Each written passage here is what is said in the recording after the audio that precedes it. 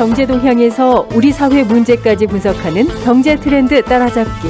한반도 국제 정세와 사회적 현안, 그리고 우리 이웃들의 소소한 이야기를 허심탄회하게 들어보는 단박 인터뷰까지. 함께하는 세상, 오늘은 좀 더 다른 시선으로 세상을 바라봅니다.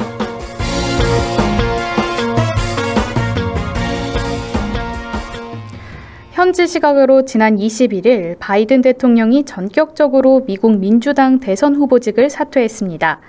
대선 TV 토론 이후 25일 만인데요.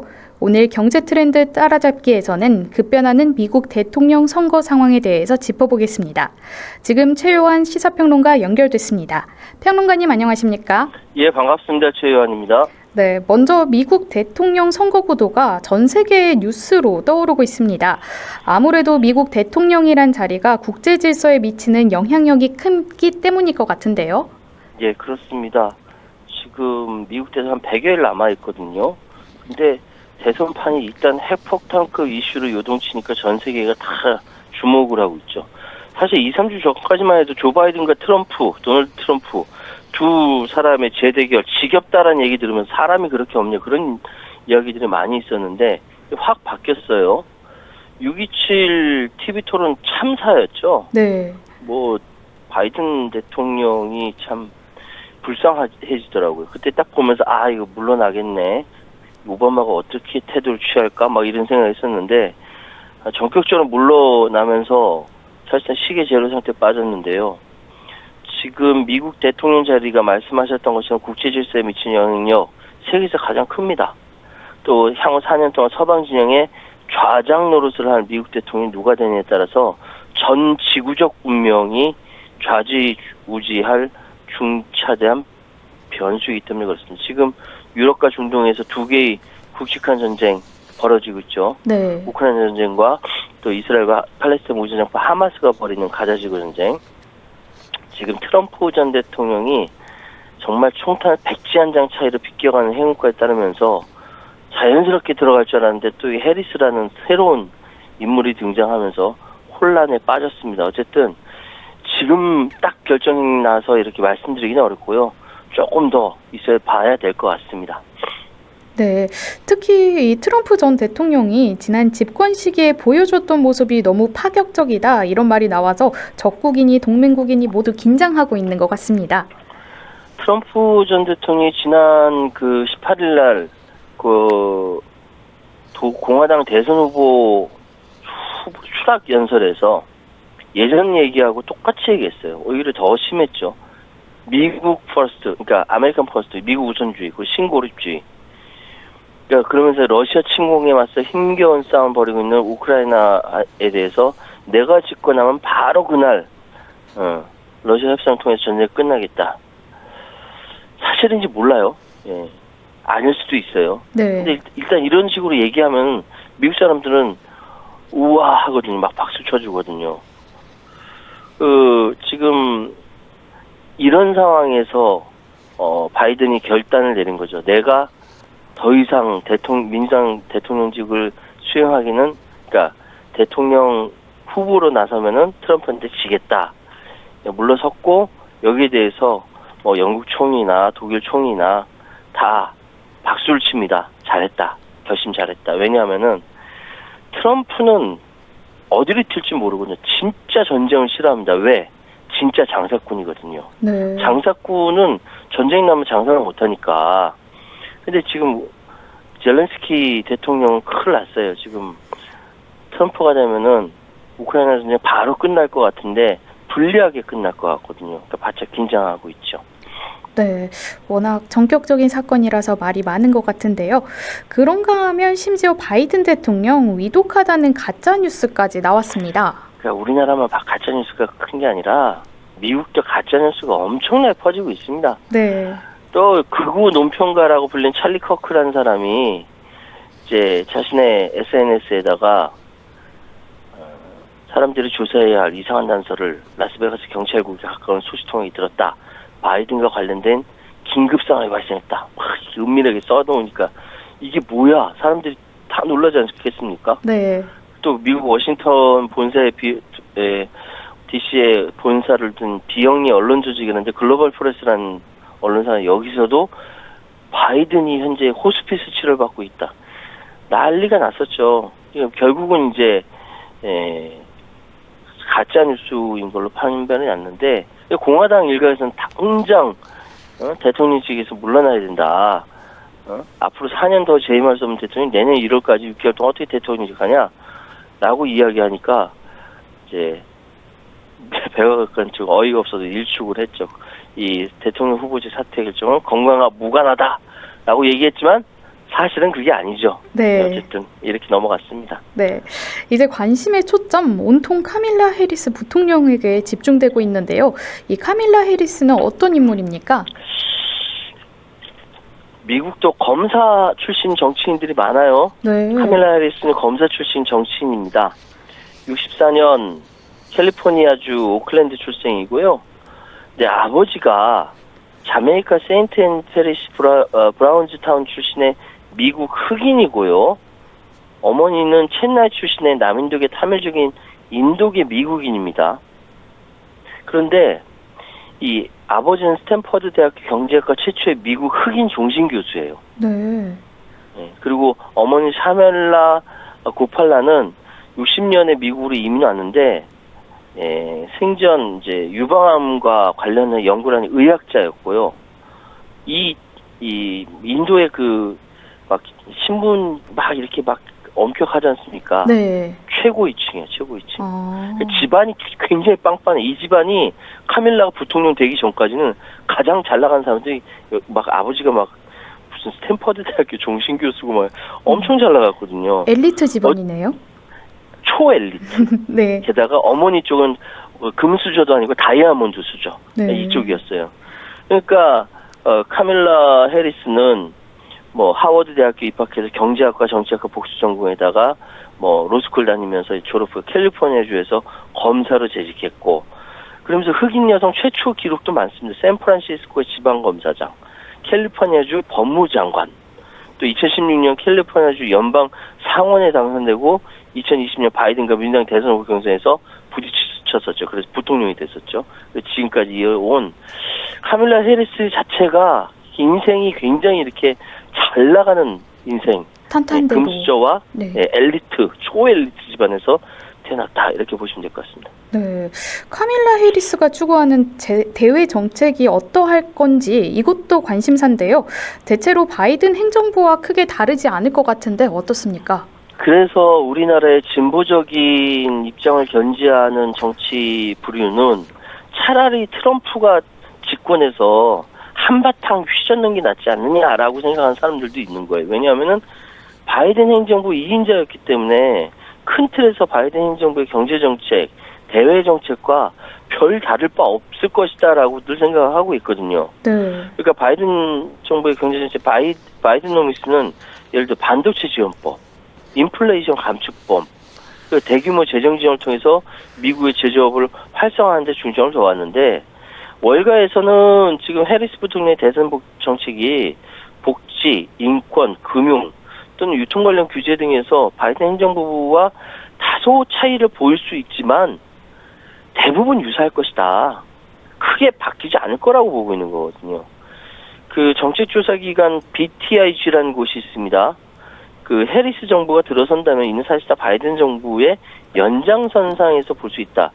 바이든이 밀려난 것은 개인의 건강과 영양 문제이지 정책 문제는 아니다라고 이렇게 단언을 하고 있거든요. 네.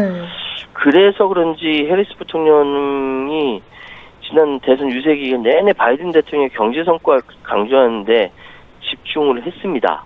그러니까 바뀌지 않을 것 같다라는 얘기가 있는 거죠. 이거는 다시 말씀드리면 대북 정책도 마찬가지라는 거예요. 답답한 현상 유지가 그대로 되지 않겠느냐.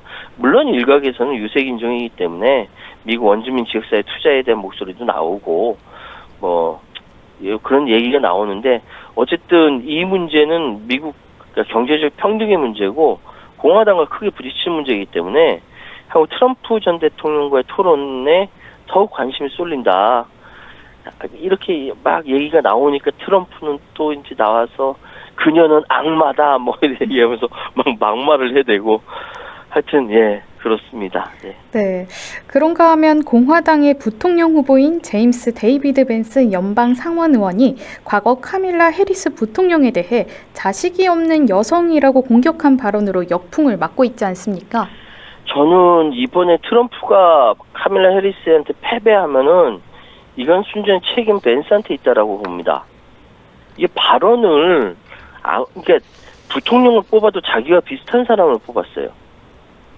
막말을 하는 겁니다. 아니 우리도 뭐 대통령 선거를 치러봤지만 상대방에 대해서 막 말심하게 하면 별로 사람들 안 좋아하잖아요. 네.